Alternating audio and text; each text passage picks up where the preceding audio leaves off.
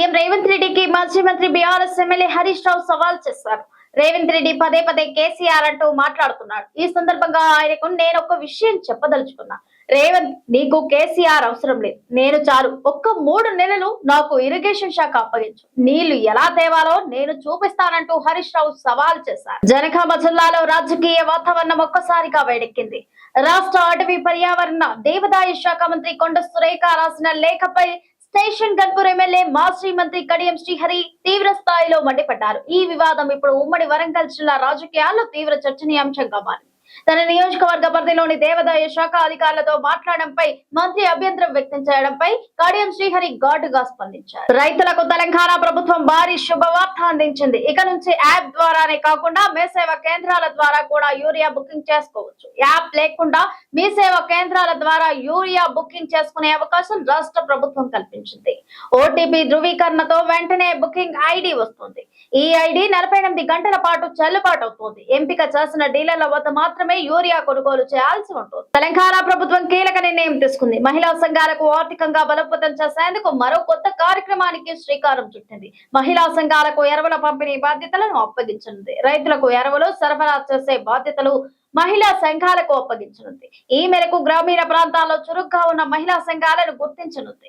వీరికి fertiliser licence ను అందించనుంది. రాష్ట్రంలో దాదాపు 4.67 లక్షల మహిళా సంఘాలు ఉన్నాయి. వీరిలో కొంతమందిని ఎంపిక చేసిన లైసెన్స్ అందించనున్నారు. తెలంగాణలోని ఆర్టీసీ ప్రయాణికులకు గుడ్ న్యూస్. బ్యాటరీ లోపాలతో ఆగిపోయిన జేబీఎం సంస్థకు చెందిన ఎలక్ట్రిక్ బస్సులు రాష్ట్ర వ్యాప్తంగా మళ్లీ రోడ్డెక్కాయి.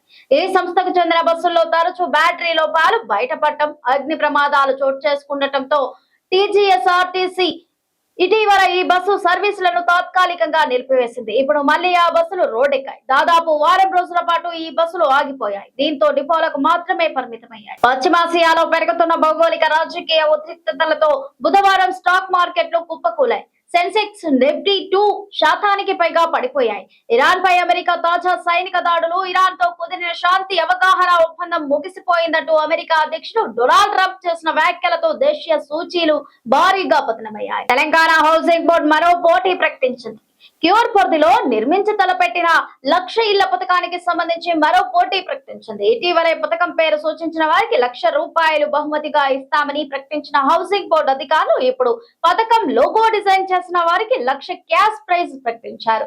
జూలై 12వ తేదీ వరకు గడువు ఇచ్చారు. ఆసక్తి ఉన్నవారు లోగో డిజైన్ చేసి పంపవచ్చు. ఎవరెవరైతే కాంగ్రెస్ లో ఇప్పుడు గుత్తలు పట్టుకొని పని చేస్తున్నారు కదా, ఆ కొడుకులకు చుక్కలు చూపించడే ఇప్పుడు నరసింహన్న ఎంత బాధపడ్డాడో రేపు వాళ్లకు అంతకంటే ఎక్కువ తిప్పలు కావాలి అంటూ మాజీ మంత్రి BRS deputy floor leader Harish Rao స్పందించారు. నర్సింహ్లో అన్న, మన ఊరు మన బడిలో స్కూల్ కడితే రేవంత్ రెడ్డి వచ్చి ఇప్పటిదాకా బిల్లులు ఇస్తలేడని మాజీ మంత్రి BRS deputy floor leader Harish Rao మండిపడ్డారు. తెలంగాణను ఎగువ మధ్య ఆదాయ ఆర్థిక వ్యవస్థగా ప్రపంచ బ్యాంక్ గుర్తించడం, బీఆర్ఎస్ అధినేత మాజీ ముఖ్యమంత్రి కేసీఆర్ దార్శనిక నాయకత్వానికి, పరిపాలన దక్షతకు దక్కిన అంతర్జాతీయ స్థాయి గుర్తింపు అని బీఆర్ఎస్ వర్కింగ్ ప్రెసిడెంట్ కేటీఆర్ అన్నారు. వరల్డ్ బ్యాంక్ తాజా గుర్తింపును కేటీఆర్ ప్రస్తావిస్తూ 2025-26 ఆర్థిక సంవత్సరానికి గాను $5,407 అమెరికన్ డాలర్ల తలసరి ఆదాయంతో తెలంగాణ ప్రపంచ బ్యాంక్ ఎగువ మధ్య ఆదాయ కేటగిరీలో చేరిందని, ఈ మైలురాయిని సాధించిన 5 భారతీయ రాష్ట్రాల్లో ఒకటిగా నిలిచిందని తెలిపారు.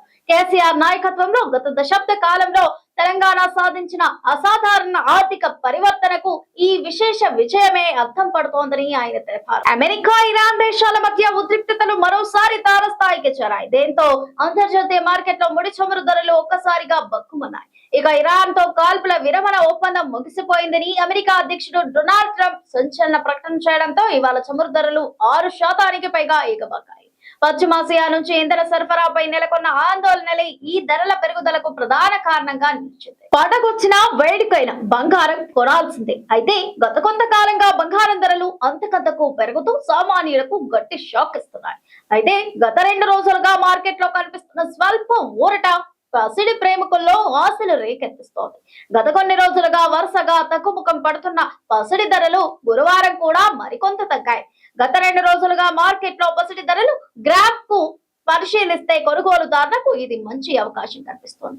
జూలై 8వ తేదీన భారీగా తగ్గిన ధరలు ఇవాళ కూడా అదే ఒరవడిని కొనసాగించాయి. బుధవారం 24 క్యారెట్ల బంగారం ఏకంగా 2130 తగ్గి తులం బంగారం 1,43,130కి చేరుకోగా గురువారం స్వల్పంగా తగ్గి 10 రూపాయలు తగ్గి 1,43,120 వద్ద కొనసాగుతోంది. తెలంగాణలోని సీఎం రేవంత్ రెడ్డి సారథ్యంలో కొనసాగుతున్న కాంగ్రెస్ ప్రభుత్వం రైతుల సంక్షేమం కోసం అనేక పథకాలను అమలు చేస్తోంది. రైతు భరోసా పథకం పేరుతో ప్రస్తుతం ఖరీఫ్ సాగుకు సంబంధించి పెట్టుబడి సాయాన్ని అర్హులైన రైతుల ఖాతాల్లో ప్రభుత్వం విడతల వారీగా జమ చేస్తున్న విషయం అందరికీ తెలిసిందే. మరోవైపు సాగు సమయంలో రైతులకు ఇబ్బందులు తలెత్తకుండా ఎరువులను అందుబాటులో ఉంచేందుకు ప్రభుత్వం ప్రత్యేక దృష్టి సారించింది. ఏపీలో కొద్ది రోజులుగా వర్షాలు పడుతున్నాయి. పలు ప్రాంతాల్లో మోస్తారు వర్షాలు కురుస్తుండగా మరికొంత ప్రాంతాల్లో భారీ వర్షాలు నమోదవుతున్నాయి. ఈ క్రమంలో వాతావరణ శాఖ వర్షాలపై మరో బిగ్ అలర్ట్ జారీ చేసింది. నైరుతి గాలులు ప్రభావంతో వచ్చే 5 రోజులు ఏపీలోని పలు ప్రాంతాల్లో ఉరుములు మెరుపులు ఈదురుగాలులతో కూడిన భారీ వర్షాలు కురిసే అవకాశం ఉందని తెలిపింది. తెలంగాణలో రుతుపవనాల నిరాశతో వానాకాలం పంటల సాగు తీవ్రంగా మందగించింది. రాష్ట్రంలో 16 జిల్లాల్లో లోటు వర్షపాతం నమోదు కాగా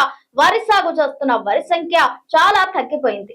ఇప్పటి వరకు కేవలం 6.40% మాత్రమే, అంటే 4.22 లక్షల ఎకరాల్లో మాత్రమే వరి సాగు చేపట్టారు.